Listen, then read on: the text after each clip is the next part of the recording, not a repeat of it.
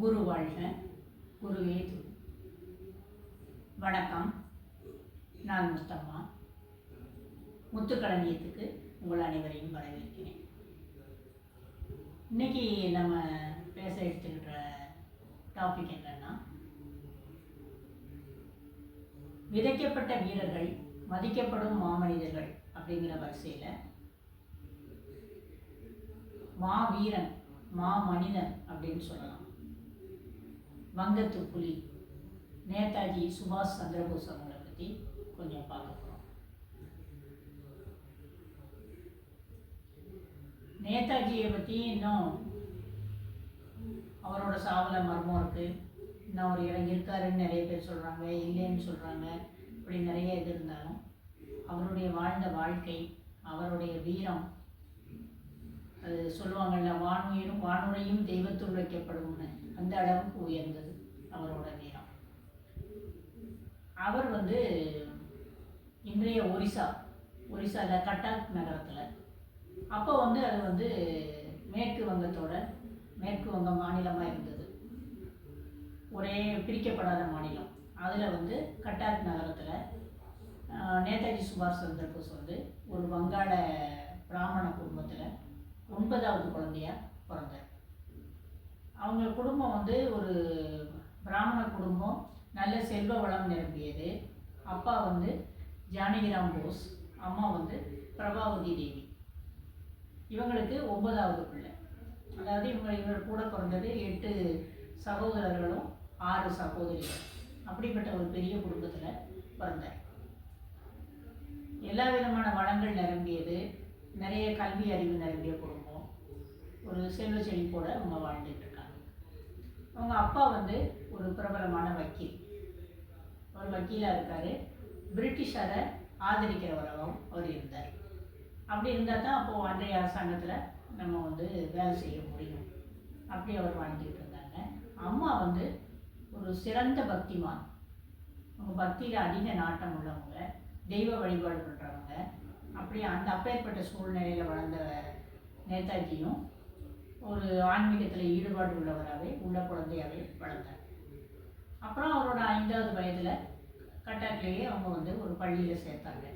அங்கே படிச்சுட்டு கொஞ்ச நாள் கழித்து மேற்படிப்புக்கு கல்லூரிக்கு அவரை கல்கத்தா அனுப்புனாங்க. கல்கத்தாவில் போய் அவர் படிக்க ஆரம்பித்தார். அப்போது அங்கே ஒரு ஆங்கிலேய ஆசிரியர், அவர் அதிகமான இனப்பெருமை உள்ளவர், இந்தியர்களை ரொம்ப மட்டமாக பேசுகிறவர், நினைக்கிறவர் மட்டும் இல்லாமல் பேசவும் செய்வார். அப்பேற்பட்ட ஆசிரியர்கிட்ட இவங்க படிக்காங்க.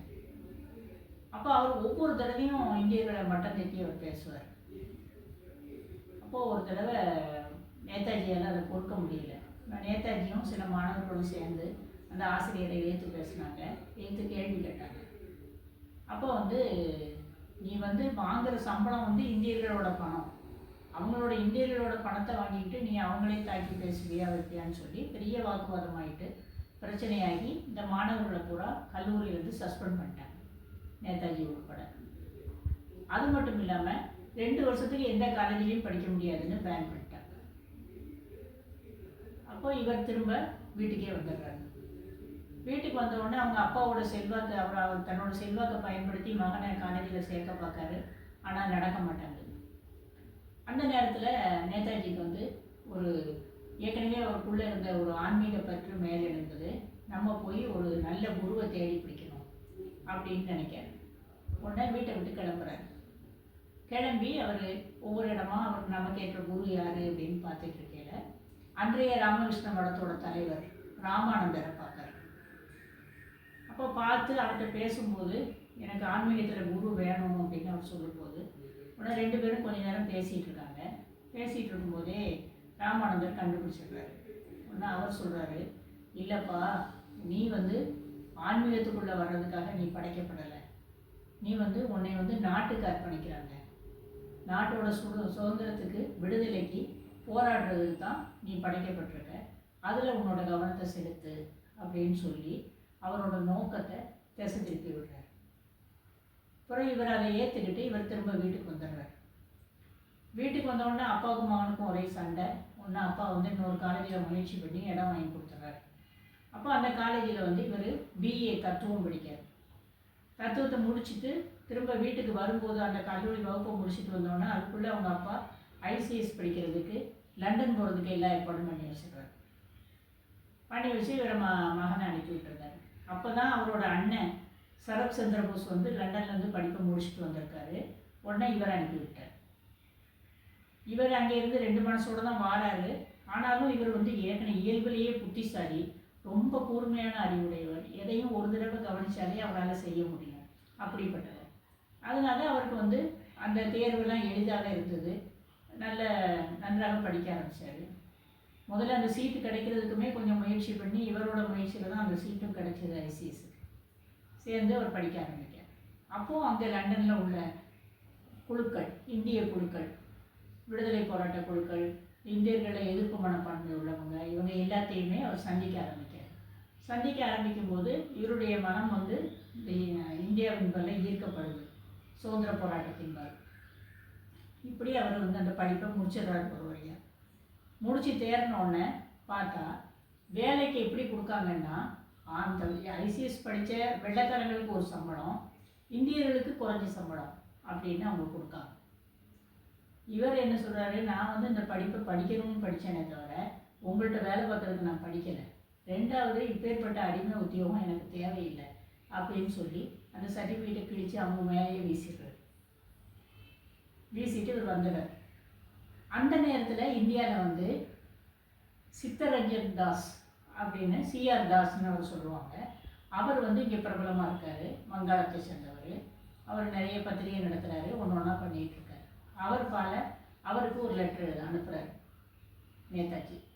நான் இப்போ இந்தியா வரலான்னு நினைக்கேன், சுதந்திர போராட்டத்தில் ஈடுபடலான்னு நினைக்கிறேன்னொன்னே அவர், பாப்பா நீ வந்து இந்த சர்டிஃபிகேட்டை கிழிச்சு வீசின விவகாரம்லாம் இங்கே தெரிஞ்சுட்டு நாங்கள்லாம் அதை வரவேற்போம் அப்படின்னு சொல்லியிருக்காரு. இவர் லண்டன்லேருந்து புறப்பட்டு இங்கே வாரார். கல்கத்தா வந்து இறங்கின அன்னைக்கு காந்தி கூட ஒரு சந்திப்புக்கு இவருக்கு ஏற்பாடு நடந்து 2 பேரும் பேசும்போது நேதாஜிக்கும் காந்திஜிக்கும் இடையில நிறைய கொள்கை வேறுபாடு இருக்குது. இருந்தாலும் நேதாஜி ஒரு சிறந்த வீரருங்கிறத காந்தி ஏற்றுக்கொள்கிறாரு. காந்தி தான் என்னோட தலைவருங்கிறத நேதாஜி ஏற்றுக்கொள்கிறார். உடனே 2 பேரும் சந்திச்சுட்டு பிரிகிறாங்க. காந்தி நேதாஜியை வரவேற்றுட்டு போகிறார். அப்புறம் இவர் காங்கிரஸ் இயக்கத்தில் சேர்ந்து நிறைய போராட்டங்களில் ஈடுபட்டார். 2 தடவை இவர் காங்கிரஸ் கட்சி தலைவராக இருந்திருக்கார். அந்த எலெக்ஷனில் ஜெயிச்சு வந்திருக்கார். அப்போ அப்படி வரும்போதும் அங்கே இருக்கிறதுல மிதவாதம்ங்கிறது காங்கிரஸோட கொள்கையாக இருக்குது. அவங்க அகிம்சையை தான் முன்னால் வைக்காங்க காந்தி. ஆனால் இவருக்கு வந்து அந்த வழியில் போனோம்னா நமக்கு வந்து சுதந்திரம் சீக்கிரம் கிடைக்காது அப்படிங்கிற ஒரு நம்பிக்கை நேதாஜிக்கு. இதில் நம்ம கிடைச்சிக்கிடாது அப்படின்னு அவர் நினைக்கார். இப்படிப்பட்ட ஒரு முரண்பட்ட கருத்துக்கள் 2 பேருக்கு இடையில இருக்குது. ஆனால் நேருஜி வந்து ஜவஹர்லால் நேரு வந்து நேதாஜியை ஆதரிக்கார். இப்போ 2 பேரும் சேர்ந்து விடுதலை இயக்கங்கிற பேரில் பத்திரிகை நடத்துறது, மேலே தொடர்புகள் ஏற்படுத்திக்கிட்டுறதுங்கிறதுல 2 பேரும் சேர்ந்து நடத்திக்கிட்டு இருக்காங்க. இப்போ இவர் சித்தரஞ்சன் தாஸ் வந்து சுயராஜ்யா அப்படின்னு ஒரு பத்திரிகையை ஏற்படுத்தி அதில் வந்து நேதாஜியை ஆசிரியராக்குறார். அவர் அதில் நிறைய அவருடைய கருத்துக்களை எழுதுகிறார். அது போக இந்த காங்கிரஸ்லேயே அந்த நம்ம என்சிசி மாதிரி ஒரு இயக்கம், இளைஞர் இயக்கத்தை ஏற்படுத்தி அதை ஒரு பிரிவு, படைப்பிரிவு போல ஏற்படுத்தி கொடுக்காரு. அதை வந்து காந்திஜி வரவேற்கலைன்னாலும் அவரோட நேதாஜியோட முயற்சியில் அது ஏற்பட்டது. இளைஞர் காங்கிரஸ் தலைவராகவும் நேதாஜி இருந்திருக்கார். இப்படியாக அவர் வந்து முதலில் நடத்தினார். 2வது தடவை அவர் வந்து திரும்ப காங்கிரஸ் தலைவராக ஆகும்போது காந்தி வந்து அதை எதிர்த்தார். ஜவஹர்லால் நேருவோ அல்லது ராஜேந்திர பிரசாத்தோ அந்த இடத்துல போட்டியிடணும்னு அவர் கேட்கார். ஆனால் 2 பேரும் மாட்டேன்னு சொன்ன உடனே பட்டாபி சீதாராமையா அப்படிங்கிறவரை அதில் வந்து நிப்பாட்டுறாரு. அப்படி நிப்பாட்டும் போது நேதாஜி ஜெயிச்சிருந்தார். ஜெயித்த உடனே காந்தி சொல்கிறாரு, இது என்னோட தோல்வியாக நான் நினைக்கிறேன், இது அவர் சீதாராமையா தோல்வி கிடையாது அப்படின்னு சொல்லிட்டு அவர் உண்ணாவிரதம் இருக்கார். உடனே நேதாஜி வந்து காந்திஜிட்ட, நான் வந்து என்னுடைய பதவியை ராஜினாமா பண்ணியிருந்தேன், ஏன்னா இது வந்து நமக்குள்ள ஒரு சில கொள்கைகள் முரண்பாடை தவிர கட்சிக்குள்ள முரண்பாடு கிடையாது, அதனால நான் அந்த பதவியிலேருந்து விலகிக்கிடுதேன்னு அவர் விலகி வந்துடுறாரு.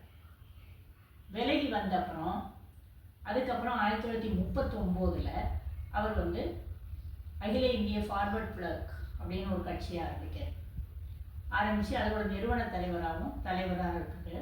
நம்ம தமிழ்நாட்டில் முத்துராமலிங்க தேவர், பொன் முத்துராமலிங்க தேவர் வந்து அதை வந்து நடத்திக்கிட்டு இருந்தார். பொன் முத்துராமலிங்க தேவரும் நேதாஜியும் ரொம்ப க்ளோஸ். அவர் வந்து முத்துராமலிங்க தேவரை வந்து தன்னுடைய அண்ணன்னு சொல்லுவார். நேதாஜியோட அம்மாவுக்கு முத்துராமலிங்க தேவரை இன்ட்ரடியூஸ் பண்ணும்போது இவருடைய மூத்த மகன் அப்படின்னு சொல்லி தான் அவர் இன்ட்ரடியூஸ் பண்ணியிருக்காரு. அந்த மாதிரி ரொம்ப நெருங்கின தொடர்புடையவங்க. இதற்கிடையில் இவர் இந்த சுயராஜ்யாங்கிற பத்திரிகை, அது போக ஃபார்வர்டு அப்படின்னு ஒரு பத்திரிகை, ரெண்டும் நடத்திக்கிட்டு இருக்காரு. அவரோட பேச்சுக்கள், ஹிந்தியில் அவர் பேசுகிற பேச்சுக்கள் வந்து ரொம்ப கவர்ச்சிகரமாக இருக்கும், இளைஞர்களை சுண்டி இழுக்கும், அந்த மாதிரி அவர் பேசுவார். அப்போது முதல்ல வந்து ஒரு வேவ்ஸ் இளவரசர் வராரு 1922 இங்கிலாந்துலேருந்து. அதை வந்து தடை செய்யணும், அதுக்கு எதிர்ப்பு தெரிவிக்கணும் அப்படின்னு சொல்லி காங்கிரஸ் எல்லாருமே பண்ணுறாங்க.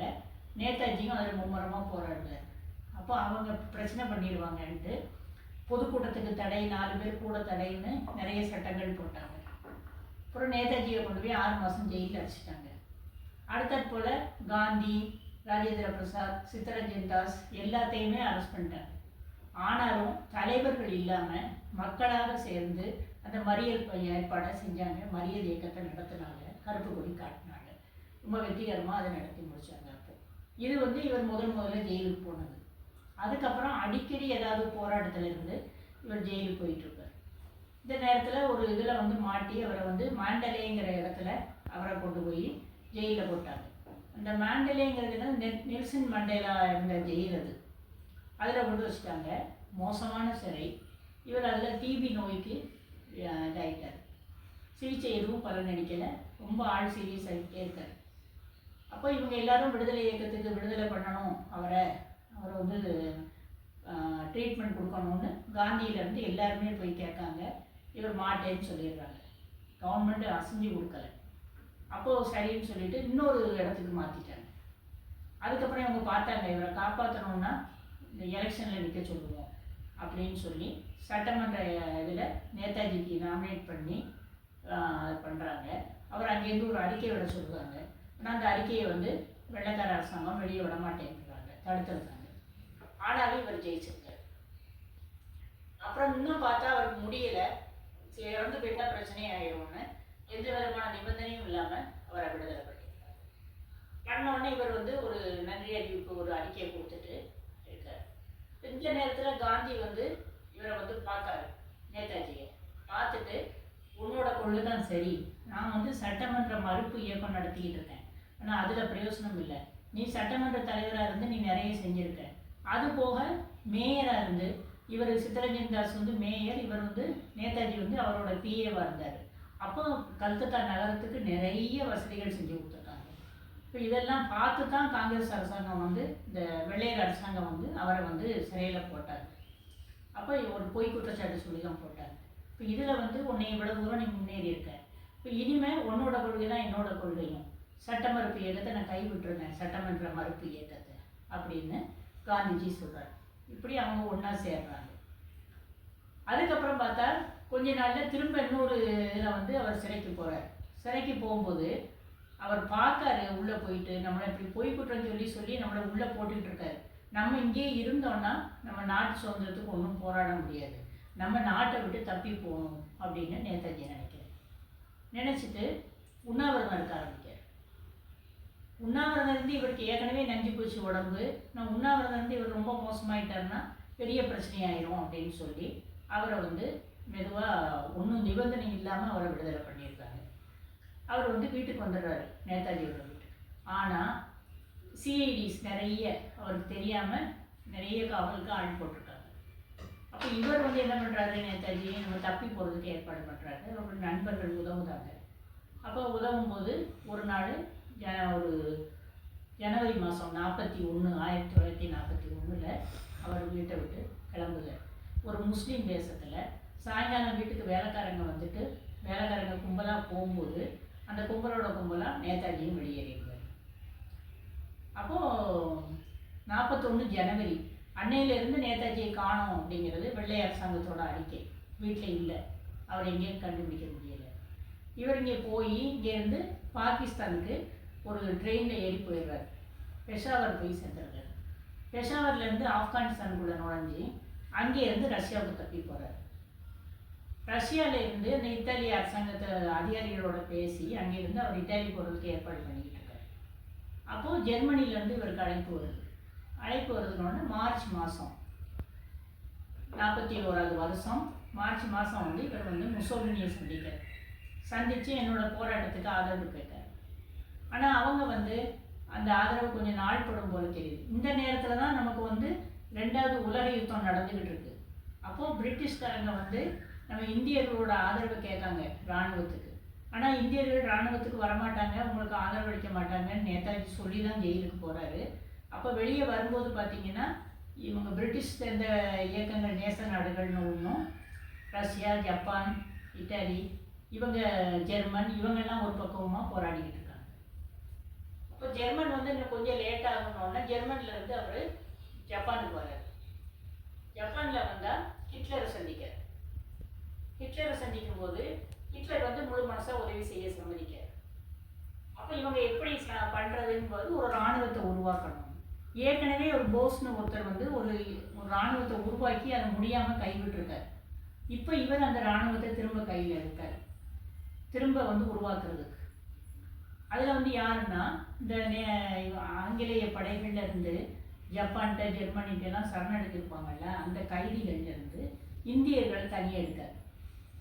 இப்படியே திரட்டி பர்மாவில், ரஷ்யாவில், ஜெர்மனியில், ஜப்பானில் இப்படி ஒவ்வொரு இடத்துலையும் கைதிகளை திரட்டி ஒரு 4.5 லட்சம் பேரை சேர்த்துடுது.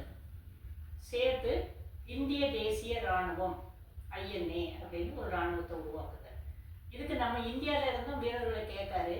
ஆனால் நம்ம வட இந்தியா முழுசும் நம்ம காந்திக்கு பின்னால் அஹிம்சா போராட்டத்தில் இருக்கிறதுனால அவங்க எதுக்கும் வரலை.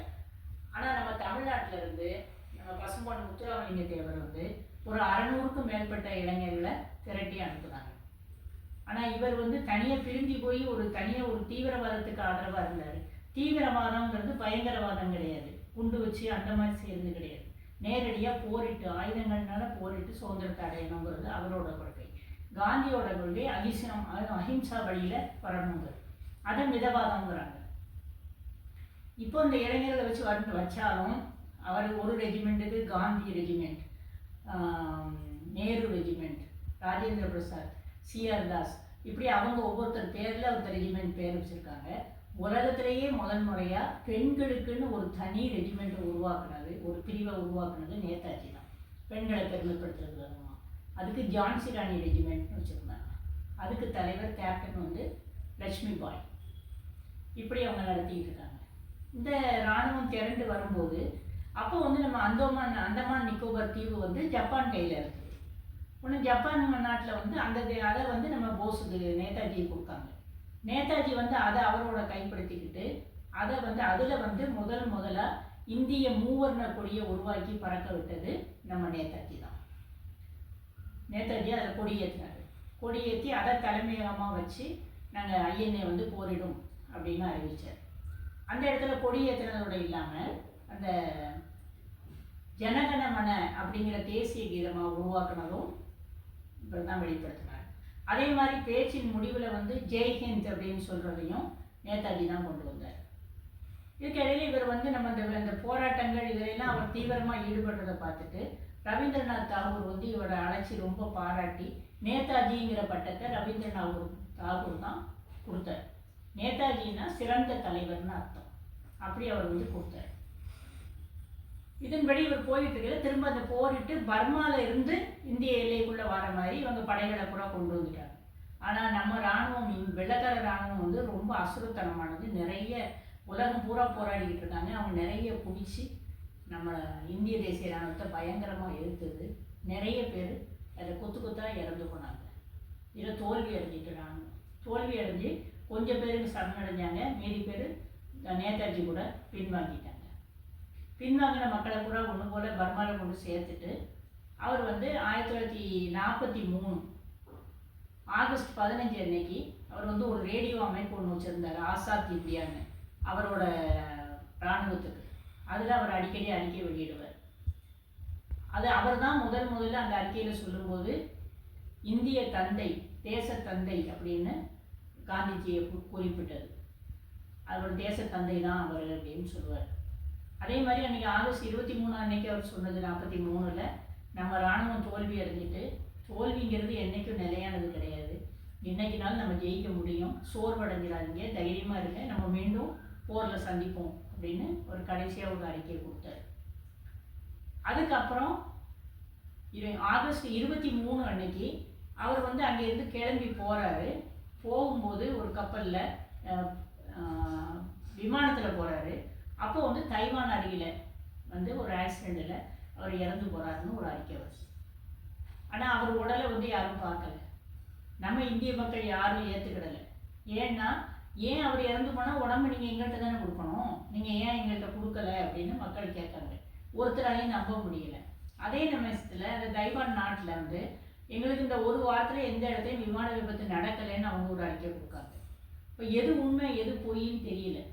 இன்னைய வரைக்கும் நேதாஜி உயிரோடு இருக்கிறான்னு நம்புறவங்க நிறைய பேர் இருக்காங்க, நம்பிக்கைக்குரியதாக அது இல்லை. இதற்கிடையில் 1939-40 இவங்க நேதாஜிக்கு உதவி பெண் ஒரு ஆஸ்திரேலிய பெண் எமிலி அப்படின்னு, அவங்கள வந்து இவர் கல்யாணம் பண்ணிக்கிட்டார். அவங்க 2 பேருக்கும் 41 ஒரு குழந்தை, பெண் குழந்தை. எமிலியோட குழந்தை வந்து அனிதா போஸ், அவங்க பிறகு. இப்போ இன்னைக்கு நேதாஜிக்கு 3 பேர குழந்தைகள் இருக்கிறதா சொல்கிறாங்க. அனிதாவுக்கு 3 குழந்தைகள் இருக்கு, அவங்க நம்ம இந்தியாவில் இருக்காங்க.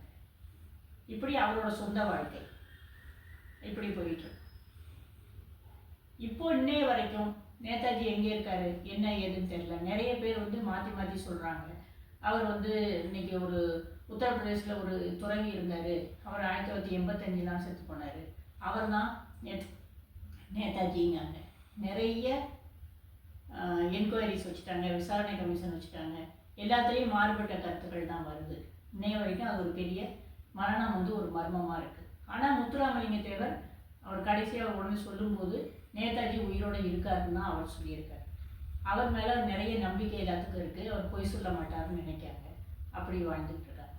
ஆனால் இவர் வந்து ஒரு சிறந்த வீரன். அவர் சொன்னார், அவரோட பிரபலமான வாக்கியம் என்னென்னா, நீங்கள் வந்து எனக்கு ரத்தத்தை கொடுங்க, நான் உங்களுக்கு சுதந்திரத்தை கொடுப்பேன் அப்படிங்கிறது அவரோட பிரபலமான வாக்கியம். ரொம்ப இதாக பேசுவார், உருக்கமாக பேசுவார், வீரம் தெரிக்க பேசுவார், மக்களை தன் வசப்படுத்துவார். அவருக்கு ஒரே வழி, நம்ம வந்து உள்ளே இருந்து பேசிக்கிட்டு இருந்தால் பிரயோசனம் இல்லை, நம்ம ஆயுதம் எடுத்தால் தான் நமக்கு காரியம் நடக்கும் அப்படிங்கிறது ஒரு இது. அவர் இன்னொன்று கண்டுபிடிச்சாரு, இங்கிலாந்து மக்கள் வந்து ஆட்சியாளர்கள் வந்து 2 கட்சி இருக்குது. அது கன்சர்வேட்டிவ் கட்சி வந்து நம்மளை என்றைக்குமே நம்மளை மதிக்காது, அவங்க நமக்கு சுதந்திரம் கொடுக்க மாட்டாங்க அப்படின்னு அவருக்கு ரொம்ப நம்பிக்கை. நமக்கு சுதந்திரம் கிடைக்கும் போது அப்போ ஆட்சியில் இருந்தது உழைப்பாளர் தொழிலாளர் கட்சி, அதோட அட்லிங்கிற ஒரு பிரைம் மினிஸ்டர் இருந்தார். அந்த பீரியட் தான் நமக்கு சுதந்திரம் கிடைச்சது. அப்போது ஆங்கிலேயர்களும் நமக்கு வேறு வழி இல்லை, ஏன்னா இவங்க வந்து எதுவும் நமக்கு கட்டுப்பட்டு வரமாட்டாங்க. அதனால் இவங்க ஆயுத போராட்டம் ஒரு பக்கம், இங்கே உள்ள அகிம்சை போராட்டம் ஒரு பக்கம்னு அவங்க ஒரு 2 கட்டான கடந்து திண்டாடிக்கிட்டு இருக்காங்க. அதனால் அவங்க போரிடும் போதே அவங்க அறிவிச்சிட்டாங்க, நான் 1 வருஷத்துக்குள்ள நாங்கள் நாட்டை விட்டு போயிடுவோம். கடைசியாக நமக்கு 1947 ஆகஸ்ட் 15 நமக்கு சுதந்திரம் கிடைச்சிது. இப்போ நேதாஜி சொல்லுவார், நம்ம வந்து இன்னைக்கு சுதந்திரத்துக்கு நம்ம போராடணும், சுதந்திரங்கிற மாளிகைக்கு நாம் வந்து யாருன்னா அஸ்திவாரக்கல். இந்த அஸ்திவாரக்கல் வந்து நாளைக்கு மாளிகையில் வெளியே தெரியாது, அந்த மகுடம் ஏறும்போது அது வெளியே தெரியாது. ஆனால் நாம தான் அஸ்திவாரம் போட்டவங்க, நம்ம அஸ்திவாரக்கல்லுன்னு சொல்லுவார். அவர் சொன்னபடியே அவர் அதை நிறைவேற்றி கொடுத்துட்டு போயிட்டாரு. நம்ம நாட்டுக்கும் சுதந்திரம் கிடைச்சிது. இப்பேற்பட்ட மகான்கள் வாழ்ந்த நாட்டில் நம்மளும் வாழ்ந்திருக்கோம். இப்பேற்பட்ட மகான்கள் நம்மிடையே இருந்திருக்காங்க. நாமளும் அவங்கள பின்பற்றி வாழணும்னு கேட்டுக்கிட்டு இந்த தேசபக்தியை நாமளும் வளர்த்துக்கிடணும் அப்படின்னு கேட்டுட்டு இன்றைய உரையை நிறைவு செய்கிறேன். நன்றி, வணக்கம், வாழ்க வளம்.